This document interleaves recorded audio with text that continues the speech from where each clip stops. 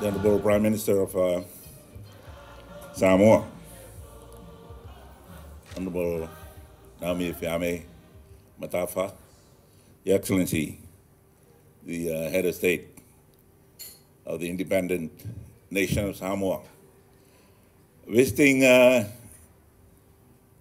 dignitaries. I've been asked to speak on our behalf. I hope you don't mind. In the Pacific way, we never mind. Honourable Prime Minister, thank you very much for your very kind invitation for us to come and be part of the closing of your 60th anniversary celebration, or 60 years of independence celebrations, which ended yesterday, and to celebrate with you the onset of your 61st year of independence. In 1962, I was in my first year at secondary school. Going to year 9, I was not allowed to play rugby. I was underweight for my age, so I couldn't play in that age group. I was reserved for the midget grade and reserved in the junior grade the following year, reserved in the intermediate grade the year after that, and reserved in the first 15 year. So I was very weak. They had asked me at the beginning of the school term what I'd like to be. I said, I want to be a soldier. He said, okay, those that do not succeed and go on to university become soldiers. So I was happy with that. Now, 61 years later, I'm back as Prime Minister. I was Prime Minister before this. I didn't go on and just be a soldier. I became the commander of the Fiji Army. I became a decorated soldier by the French government and Her Majesty the Queen. I did a lot of things that I didn't know I would be able to do in 1962.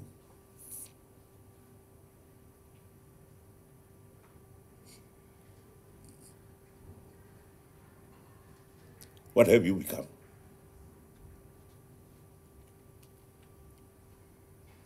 What has Samoa become since 1962? Everybody in the world knows where Samoa is.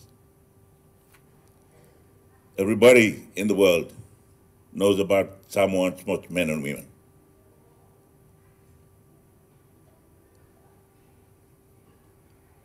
Many people around the world want to come to Samoa.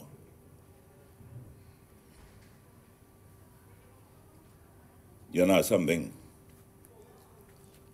perhaps you did not foresee 61 years ago. But you're here.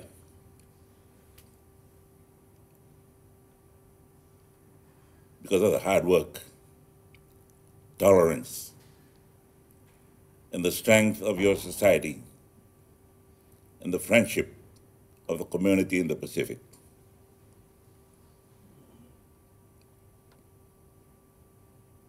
I had to cancel a trip to Korea. I couldn't have worked out how to get back to Fiji and then come here. I didn't want to miss out on this one.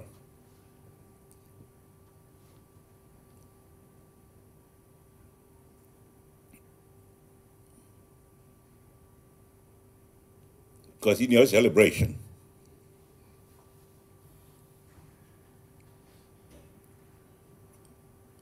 I also saw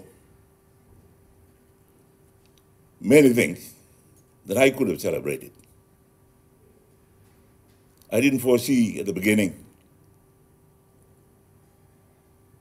But when you walk through those difficult periods, those difficult spells, those difficult international relationships we had, or I had, with some of my neighbors further away than Samoa, I now realize that I had done it. Now you realize you've gone through those difficult patches. You survived, not only survived, you succeeded. And I'd like to congratulate you on behalf of all your visitors here. Congratulate you for the successful completion of your Diamond Jubilee year, and also as you begin the 61st year of your independent nationhood. I am sure that you have still greater things to come. Thank you for the toast for a peaceful and free Pacific continent. You probably recall that I mentioned in Papua New Guinea, Commonwealth of the Pacific. We have so much in common that we have not taken advantage of, while the world has been taking advantage of them. As we come together to celebrate household achievements like this, let us not forget the bigger things that we can achieve together as strong, devoted, committed, small nations of the Pacific. Together we are big, together we are strong, together we are a force for the rest of the world to reckon with. Prime Minister, Your Excellency, the people of Samoa, you have been a great, shining example of national unity. I'm so grateful that you highlighted in the declaration this morning, Samoa, Christian nation, built on Christian principles of loving God and loving your fellow man and fellow beings. The people and the future generations of Samoa, for the peace and well-being of Samoa. Never.